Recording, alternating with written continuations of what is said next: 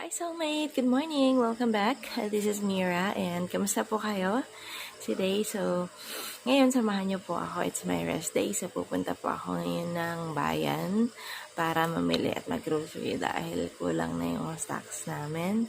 So, yes, ang ganda ng panahon ngayon and stay safe always, okay?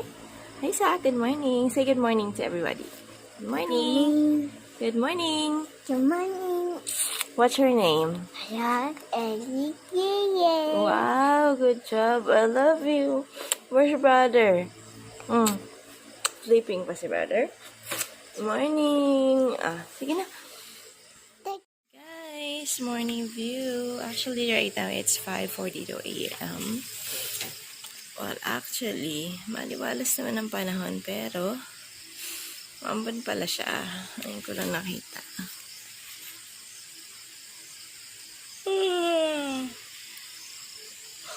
Maambon siya ng kaunti. Pero parang sisisilip naman yung araw. Maliwanag naman kalangitan. Stay safe always, everyone. Ako umakyat dahil hindi kaya may sakay pakyat dito sa amin kasi mabigat ako.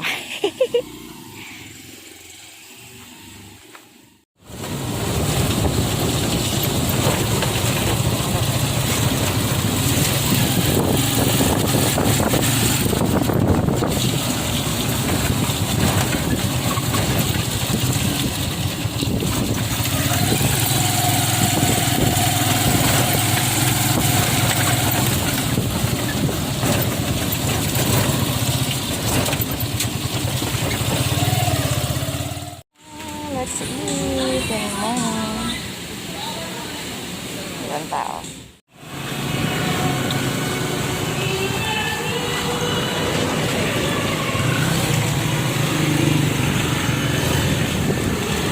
Lakad-lakad for exercise. Buti na wala na yung ambon. Kanina po punta kami dito. Lakas na ulan. Nabasa na yung mas malakas sa ambon ako. Nabasa ako. Wala akong dala-dalang payong. RCS! Bukas na siya. Mag-grocery na tayo. Kumpara na yan. Yung basket. Ang waiting area pag may bata, dyan lang uupo yung bata. Hindi pwede isama sa loob. Ang cute. Nabasag kasi yung baso. Ang cute na ito. Nabili ako ng kapehan. Wala lang siguro kasi makapal-kapal siya. Pwede siyang mainit na kape. Bakal pa pa. Ayan siya. Ito ang cute sana. Kaya lang ang snipis. Cute. Okay, nandito na yung aming cement. Thank you, Lord. And guys, I'm back. Mag-haul na lang tayo, grocery haul. Pero konti lang naman to kasi bumili lang talaga ako ng mga kulang na namin. Ito pala, hindi ako nakapagkape kanina. Tapos nabasag rin kasi basag bumili ako. Oh, cute! So, magko-coffee tayo while nag-haul. So, ayan, nandito na ako sa bahay. Diyos ko. Nakapagod. Ang init. So, it's almost 11 na bago ako nakabalik dahil marami pang pinuntahan na grocery and then bumili ng semento. And then, yun nga, madulas yung kalsada. Kaya mahirapan din yung tricycle. Pero ayan, thank God naman, nakauwi na safe. Yung pala, mag-grocery haul tayo. So, meron akong nabilis dun. Sa my RCS, stainless chemi daw siya. Ayan. Try ko lang kung hindi kakating ang aking tenga. Grabe, umuulan pero ang init. Kapagod sana. Lakad-lakad. Hindi ata kasya. Wala na atang butas yung tenga ko. At hindi naman ako nagigikaw. Try ko lang. Ay! Try lang natin. Pag hindi na natin, parang na natin na agad. Agad-agad. Wait lang. Yan. Ay, ang cute. Cute naman pala. Yan. Ay, parang nangangating na agad yung tenga ko. Parang tanga. Nabilis naman. Ayan. Tsaka guys, meron akong binili baso. Meron akong binili baso dahil nabasag yung akin. Tapos ang cute niya. Oh, clear lang siya ganyan. Nasa ano lang to, 50 pesos. So, hinugasan ko na siya dahil kapos na sa time kanina, hindi ako nakapag-coffee. So, ngayon tayo magka-coffee while nag-haul. So, yan. Wait lang. Ito. Sulong para sa pangarap. Nescafe. So, ganito ang coffee lang yung kinakape ko ngayon. Kasi ano talaga, nanamnamin mo. Lalo na kapag umuulan. Ay, sarap. Sarap pagkape. So, ganyan lang siya. Kape na tayo. Or, wait. Gusto ko kaya konti. Ayan. Pwede ko usog. Sismila. Ayan. Pwede naman pala. Okay. Grabe yung braso ko. Oops! Ang taba ate! Ano nangyari te? And then, sugar. Yan. Dalawang scoop. Sugar. At saka hindi naman siya mabasag kasi ang dami itong makukute. Kaya lang inano ko talaga manipis. Pero ito, pwede siya talaga ng hot water kasi makapal siya. Yan. And then, hot water.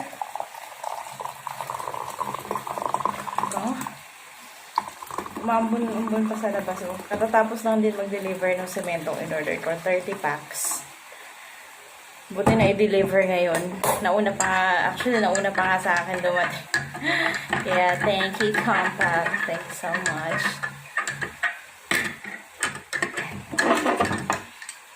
Ayan siya. Ba't parang, ano ba? Malabdaw ba? Sabi lang ka.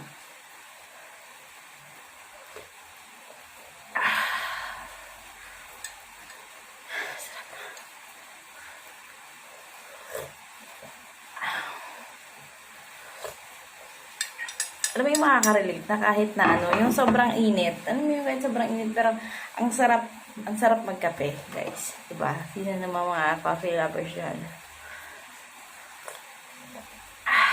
Sarap.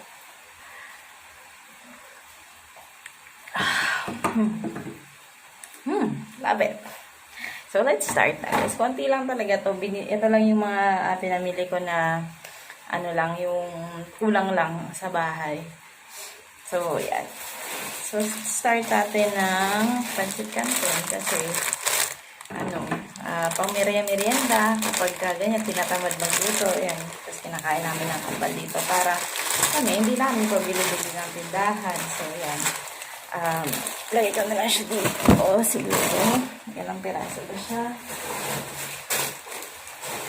2, 4, 6, 10 piraso. 10 piraso siya. Sapat naman na to sa isang linggo. Actually, yung mga binibili namin is for 1 week budget na talaga para hindi na kami yung pabili-bili sa tindahan. Kasi, totoo naman mas mapapagastos ka. Kahit piso o 2 o 50 cents lang yun, nasabihin na, diba, mas practically thinking talaga. Mas maiipon mo yung mga yon, magagamit mo pa sa ibang bagay. Kaya kami, talaga, hindi kami yung pabili-bili sa tindahan. Lagi talaga kami bumibili or grocery once a week para the whole week meron ng food yung kambal. Ako meron na rin akong mga merienda. Hindi na namin kailangan bumili sa tindahan. So, yan. Tipid tips, diba? And then, coffee. Dahil yun, yung natirang isang Nescafe.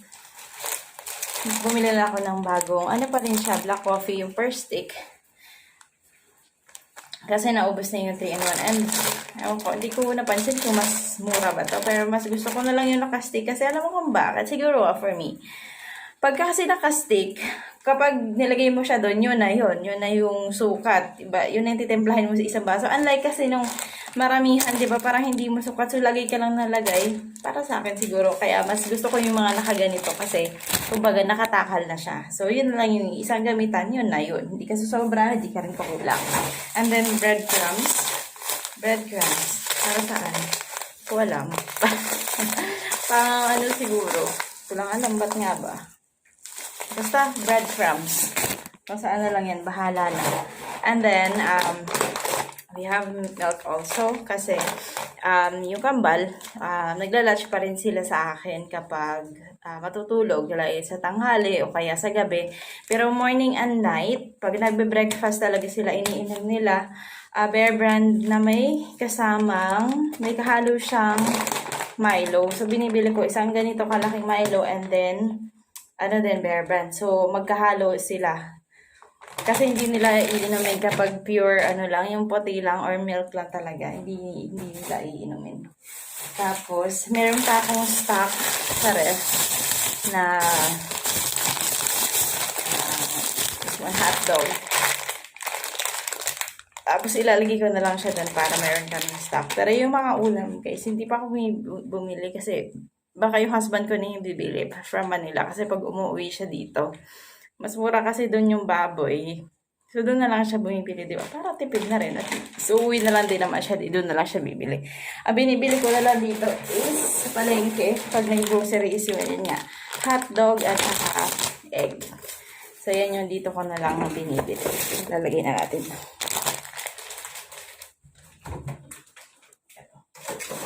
Ito pa yung isang hotdog.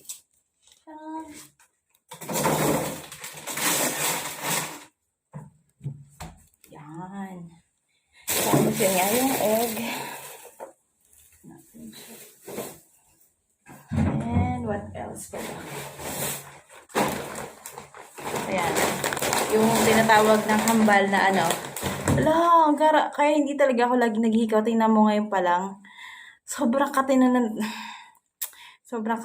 tenga ko as well. So, ilalaban natin yan hanggang sa matapos yung video na to. So, ito, crunching din. Talaga hambal na crunching. Yan. Pag gusto lang nila. So, ibibigay lang kapag born na wala nang magawa. Kasi, hindi na naman namin sinasanay. Pati candy, kaya ako daw bumibili ng candy. Kasi hindi sila sanay na pinapakain ko ng candy. Tapos, yung mga ganito. Yan. Yung mga ganyan-ganyan, mga save. O, sabihin na natin nakalagay ito. To save 10 pesos. O, diba? Magkano rin yung 10 pesos? So, at least meron ng sale. O, di bakit hindi na lang yun ang bilhin mo, diba? Tipid tips. What else? Ito naman, mga non-food. Kanina, meron din akong biniling toys dun sa dalawa. Yung parang transformer kami. So, yun. Kinuha na nila. Dahil nakita na nila agad. Then, bumili na ako ng ayan ang cute na slippers. Ayan, tag-isa rin sila. Well, actually talaga, hindi sila yung magkamukha. Kasi ito lang yung available. Paano ba? Ito yung isa. Tapos guys, yung paa nila ngayon, size 30 na sila. Grabe, maaabutan nila yung paa ko. Ang bilis sumaba ng mga paa nila. So, ayan, tag-isa sila. At saka, alam nyo ba, pag twin mom ka talaga, ewan ko lang kung ako lang yun yung parang mababad trip ka talaga pag bumili ka ng gamit at hindi magkamukha. Dahil kambal ang anak mo, mandatory na kayo na magkamukha. Pero siguro ngayon, kailangan muna ko i-cherish yung mga time na kaya ko pa na pwede silang damitan ng pareho o bilhan ng pareho. Kasi syempre, pag nagbinata na yan, pag lumaki na yan, may kanya-kanyang gusto na yan, hindi mo naman pwedeng persahin, magsuot kayo ng pareho kasi kambal kayo. So, dahil ngayon, kaya ko pang kontrolin talaga. Kaya ko pang gawin yung mga kung kayang magkamukha. Pero pag ganito wala talaga, carry lang, pwede na rin. Pero masama loob ko, pero pwede na. Pero ang cute nito, sabi nila kanya, Mommy, thank you. Yan. So, yan, para sa kambal.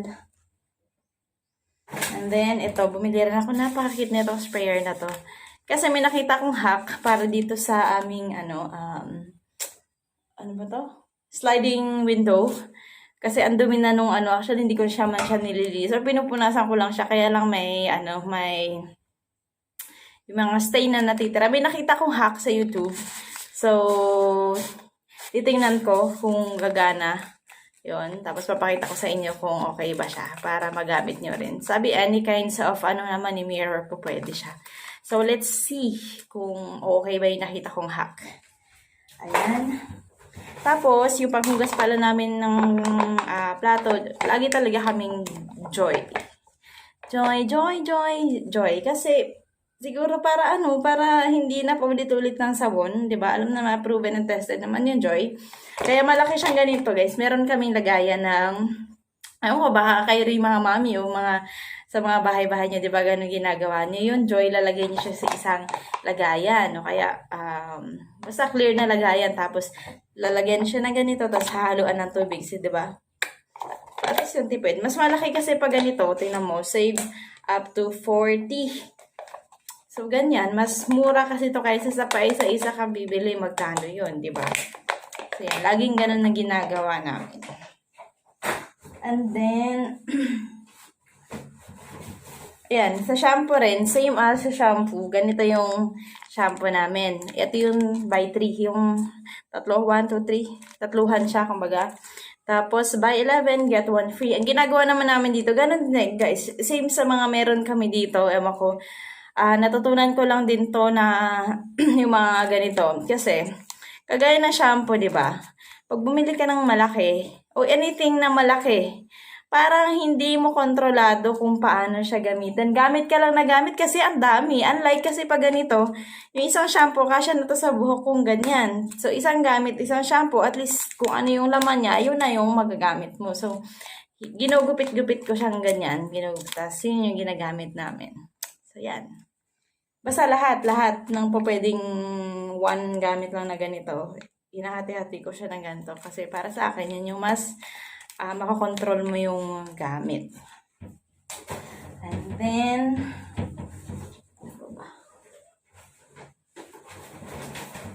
conditioner din pala ngayon. Yun ang conditioner naman kasi wala naman yung tatluhan, di ba? So, as of the moment, ginagamit ko is yung cream silk na pink, and then si Kev din, gumagamit din siya nun para daw mas presko kasi. So, bumili rin ako nito. Nakita ko lang, ewan ko kung maganda ba. Sinubukan ko lang. So, magkaiba na kasi titignan natin kung ano yung mas maganda. Ito o ito. Mura lang naman to. 200 ml. Wala naman sa 100. So, titignan natin kung okay ba. Tingnan ko nga kung mabango.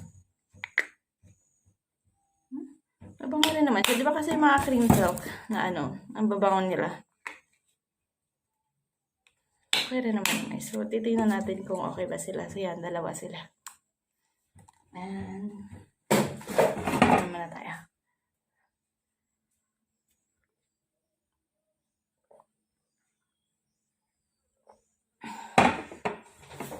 Bakit?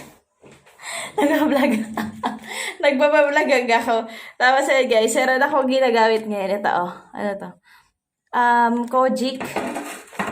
Ano siya eh? Kojic, ano man nakalagay? Koji Sun Dream White.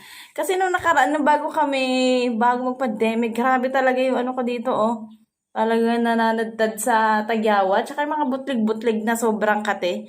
Hindi ko alam kung... Kasi nung ito na yung ginamit ko, nawala siya, in fairness. Nawala siya. Tapos partner siya with yung Silka na papaya na tawag niya to, yung toner. Tapos hindi ako gumagamit ng bulak sa sa mukha. Lang, yung toner, lalagyan mo siyang ganyan, tapos ipat-pat mo lang siya. So, ganun. Hindi mo siya gaganunin talaga yung face mo. So, tingin ko effective naman siya kasi nawala naman siya, in fairness naman. So, yan. Ayan yung sabon. And then,